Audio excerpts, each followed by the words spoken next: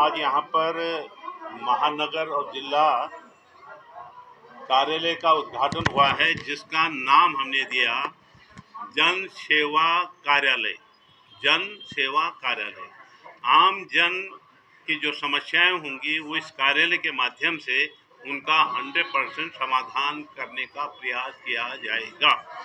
पहली बात, यहाँ पर आज हम लोगों ने विधिवत ढंग से इस कार्यालय का उद्घाटन भाई विकास नेगी, जो हमारे सम्मानित अध्यक्ष कोटद्वार जनपद के, और माननीय मीना बचवाण जी, जो महानगर के सम्मानित अध्यक्ष नामित की गई हैं, उनके इस कार्यालय का विधिवत यहाँ पर उद्घाटन हुआ और एक संकल्प लिया गया तमाम कांग्रेस के लोगों के द्वारा कि जन समस्याओं के निदान के लिए हम हर वक्त हर व्यक्ति के लिए मौजूद होंगे। नंबर एक। नंबर दो, जो भी समस्याएं इस कार्यालय में आएंगी उन समस्याओं के निदान के लिए पूरी शक्ति के साथ संबंधित अधिकारियों के साथ जो है बात की जाएगी और उसको निस्तारण तक संघर्ष करने की भी एक संकल्प लिया गया। यहाँ पर ये भी संकल्प लिया गया कि आज पूरे उत्तराखंड जंगली जानवरों की चपेट में है। हर रोज कोई न कोई व्यक्ति किसी न किसी क्षेत्र में, किसी न किसी गांव में मारा जा रहा है और सरकार मौन बैठी है।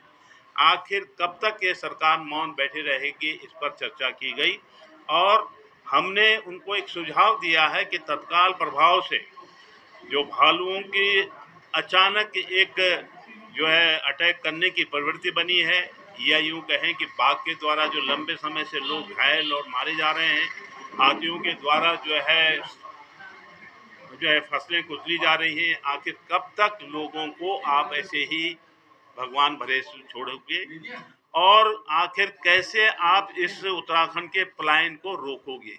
जब जंगली जानवरों का ही राज हो रहा है तो क्यों वहां पर कोई खेती करेगा, क्यों वहां बचेगा जब वो मारे जाने की? तो मैं समझता हूं कि इसको केंद्र सरकार से उनको मांग करनी चाहिए कि एक स्पेशल पैकेज धनराशि उपलब्ध की जानी चाहिए। जिस प्रकार हमने कोटद्वार को जो है सोलर फेंसिंग से आच्छादित कर दिया था और फिर जो है उसको बाढ़ बनवाई थी, यहाँ पर दीवार बंदी करवाई थी, उससे जो है रुके। लेकिन अब क्षतिग्रस्त हो गए तो अब जंगली जानवर एक बार पुनः जो है गाँव के ओर उन्होंने आगमन शुरू कर दिया, तो इसको रोकने का प्रयास राज्य सरकार को करना चाहिए। हमारा ये भी कहना है कि अग्निवीर जैसी योजना जिसको पार्लियामेंट में पास किया गया, आखिर हमारे सांसद क्या कर रहे थे? क्यों उन्होंने नहीं सोचा कि हमारा युवाओं का भविष्य अधिकतर जो है सेना में ही है और उनको नौकरियां भी सेना में ही मिलती हैं। आज वो 4 साल के आने के बाद क्या करेंगे? और आप इससे अकेले जो है उनके साथ जो है एक अपराध नहीं कर रहे हो घिनौना, बल्कि पूरे राष्ट्र की सीमाओं पर भी जो है आप एक प्रश्न लगा रहे हो कि 4 साल का बच्चा क्या करेगा बॉर्डर पे, अगर उसका भविष्य क्या होगा, उसको पेंशन नहीं मिलेगी, उसको जो है शहीद होने का दर्जा उसको नहीं मिलेगा, शहीद होने का उसको लाभ नहीं मिलेगा। तो आखिर किस दिशा में हमारा ये उत्तराखंड जाएगा, इस पर बहुत बड़ा जो है इसमें बहुत सारे सवाल जुड़े हुए हैं। एक युवा होने के नाते और एक नए संगठन के अध्यक्ष होने के नाते किस तरह से संगठन को जो है कि मजबूती के लिए और पार्टी की मजबूती के लिए कार्य करेंगे, क्या रणनीति होगी? सबसे पहले तो हम अपना जिला स्तर पे, ब्लॉक स्तर पे कांग्रेस की कमेटियों को बनाने का काम करेंगे और उसके बाद न्याय पंचायत स्तर मैं कहूँ और मंडल स्तर, जो हमारे मंडलम राष्ट्रीय स्तर से अभी नए संगठन का संरचना हुई है, उस पर हम सभी अध्यक्षों की नियुक्ति जल्द से जल्द करने का काम करेंगे और उसके बाद इन चीज़ों को हम गांव स्तर तक ले जाएंगे और नए युवाओं को जोड़ने का काम करेंगे, महिलाओं को जोड़ने का काम करेंगे और उनके साथ साथ कांग्रेस की विकास की नीतियां जो आज तक रही हैं, मैं कहूँ 25 वर्ष में प्रदेश की और देश में जो कांग्रेस ने स्थापित किया है, जब भी कांग्रेस की सरकार आई है, चाहे मैं रोजगार के माध्यम से कहूँ, चाहे आपका एम्स के माध्यम से कहूँ, आईआईटी के माध्यम से कहूँ और विभिन्न मैं कहूँ नवरत्न कंपनियों के माध्यम से कांग्रेस ने इस देश में नई ऊर्जा को सही दिशा और उनकी दशा बदलने का काम किया, उसको समझाने का काम करेंगे और निश्चित रूप से नई जो अब 27 में आने वाले समय में आगामी चुनाव है, उनके हिसाब से हम नई पॉलिसी और नई संरचना और पहाड़ में जिस तरीके से आज आम जन के लिए जो ये प्रदेश बना था, आज जन की जो एक संभावना की थी कि हमारा प्रदेश अलग होगा, हमारी नीतियाँ अलग बनेंगी, पहाड़ के लिए सोचा जाएगा, पहाड़ को कहीं ना कहीं देखा जाएगा, तो आज वो चीज़ भाजपा की इस 10 साल की प्रदेश की सरकार में नहीं अनदेखी हुई है। और केंद्र में भी लगातार 10 साल 12 साल से इनके सांसद हैं। तो आम जन को भी पता है कि हम उनको क्या रीति नीति पहाड़ के लिए चाहिए। तो हमारा उनसे यही रहेगा विचार विमर्श, और गाँव में चर्चा का माध्यम यही रहेगा। आज आप अपनी सरकार चुनिए, अपने वो जनप्रतिनिधि चुनिए जो आपके लिए बेहतर हैं और आपके लिए बेहतरी से आपके लिए काम कर सके, विकास की असली जो योजना है उसके लिए काम कर सके, ना कि खाली उन बहकाओं में आए बड़े बड़े। अब ये देखिए, आप चुनाव आएंगे तो बड़े बड़े भाजपा के नेता आएंगे, बड़ी बड़ी भाषणबाजी करेंगे। कोई गढ़वाली में बोलेगा, कोई कुमाऊनी में बोलेगा, कोई ये बोलेगा हम यहाँ एम्स खोल देंगे, कोई कुछ कहेगा। तो हम कहना चाहते हैं आज प्रदेश में पूरी बहुमत की सरकार है, देश में बहुमत की सरकार है। तो निश्चित रूप से, और माननीय अनिल बलूनी जी को मैं कहना चाहूँगा, अगर आपके माध्यम से मेरी बात सुन पाए, कि आइए काम करिए।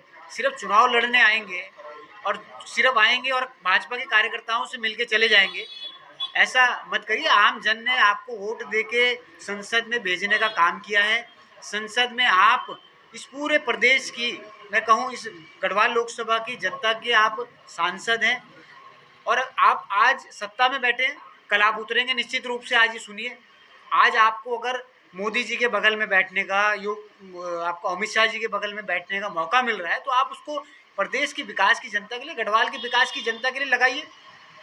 सिर्फ अपने स्वार्थ के लिए आप ये कह रहे हैं, या अपनी सत्ता को, अगर मैं कहूँ, मेरे को कहना नहीं चाहिए कि अगर अपनी सिर्फ राजनीतिक लाभ लेने के लिए आप ये काम कर रहे हैं, तो आने वाले समय में जनता को मैं कहूँगा कि आप भी वॉच करने का काम करें, देखने का काम करें। आने वाले समय में आप जिस व्यक्ति को आपने संसद में इतनी बड़ी, मैं कहूँ पूरे देश का लोकतंत्र का मंदिर है, वहाँ पर भेजा, और वहाँ पर लोकतंत्र की अगर बात नहीं होगी, लोकतंत्र में आपके काम नहीं होंगे, तो आप हमसे ज़्यादा जनता समझदार है, और जनता खुद जवाब देगी। जब आने वाले समय में जनता इनको रोडों पे रोकने का काम करेगी, गाड़ी से उतारने का काम करेगी, और ये पूछने का काम करेगी कि आपकी सरकार है 12 साल से, और आने वाले समय में आपने क्या विकास योजना गढ़वाल में लाए, कौन सी योजनाओं पे आपने काम किया, चाहे वो वन विभाग की योजना है, चाहे पेयजल की योजना है, चाहे सड़कों की योजना है। आपके समय पे जब आप चुनाव लड़े तो बड़े बड़े राजनाथ सिंह जी आए, गृह मंत्री आए कि इनको आप जिताने का काम करो, हम गढ़वाल में विकास लाने का काम करेंगे। तो हम तो पूछते हैं, आज वो बड़े बड़े एक मार्ग की बात कहूँ, माननीय एक मार्ग नहीं बनवा पा रहे हैं, और कह रहे हैं हम संसद में बैठे हैं। आप तो बगल में बैठते होंगे किसी सीट में संसद की, मोदी जी के बगल में, अमित शाह जी के बगल में कहीं बैठते होंगे, तो बनवाइए। सबसे बड़ा मुद्दा है चिल्लर खाल मार्ग, मैं आपके माध्यम से पूछना चाहूँगा।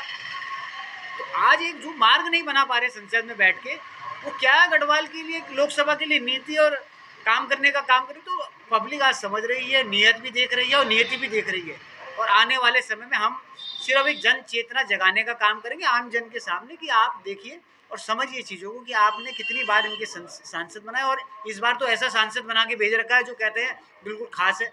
अब प्रधानमंत्री जी के खास है, गृह मंत्री के खास है, अब ये काम नहीं कराएंगे तो कौन करा पाएगा, क्योंकि काम करने की नीयत नहीं है। मैं आपको बताऊं, सिर्फ अपना लाभ लेने के लिए राजनीति कर रहे हैं। और अगर नीयत है राजनीति में, अनिल बलून जी रिस्पेक्ट से कह रहा हूँ, अगर आप आए हैं तो जनता के काम कीजिए। आज आपको मौका मिला है संसद में बैठने का, कल हटने का भी मौका मिलेगा। मैं आपको यही आज बोल रहा हूँ, तो आज जब तक बैठे हैं तो आप काम करके दीजिए। आपको पब्लिक ने इसीलिए चुना है। और आज जिस तरह से नेगी जी ने आज इस कार्यालय को जन सेवक के रूप में इस कार्यालय का एक नया नाम दिया है, तो किस तरह की जन सेवा यहाँ पर की जाएगी? जन सेवा जनता का मुद्दों की जाएगी, जिसमें मैंने आपको बोला, चाहे रोड की समस्याएं, पेयजल की समस्याएं, बिजली की समस्याएं हैं, जो स्मार्ट मीटर की, चाहे आज वन विभाग की समस्याएं, तो सभी समस्याओं का, और विभिन्न समस्याएं हैं आम जन की, जो भी समस्याएं उनका केंद्र बनाया गया है। और यहाँ पर आम जन कोई भी, खाली कोई ये कांग्रेस के लिए नहीं बनाया, ये आम जन के लिए बनाया। तीनों विधानसभा में कोई भी आए, और तीनों के हम तो कहते हैं, अगर चौबट्टा खाल का भी व्यक्ति अगर कोई समस्या है तो हमारी प्रयास रहेगा, कोशिश रहेगी, अगर हम उसके साथ खड़े हो पाएँ। अगर यहाँ की समस्या है तो हम उसके साथ भी जाएंगे, उसकी समस्याओं को भी कोशिश करेंगे निवारण करने का। तो आम जन का कार्यालय है। आप अपने नेतृत्व में 2027 के लिए क्या रणनीति रहती, किस? अभी सबसे पहले कोशिश रहेगी जल्द से जल्द पहले संगठन का स्वरूप पूरा कर पाए, उसके बाद चीज़ों को हम तय करेंगे और आपको बताते रहेंगे जैसे जैसे चीज़ चलेंगी आगे।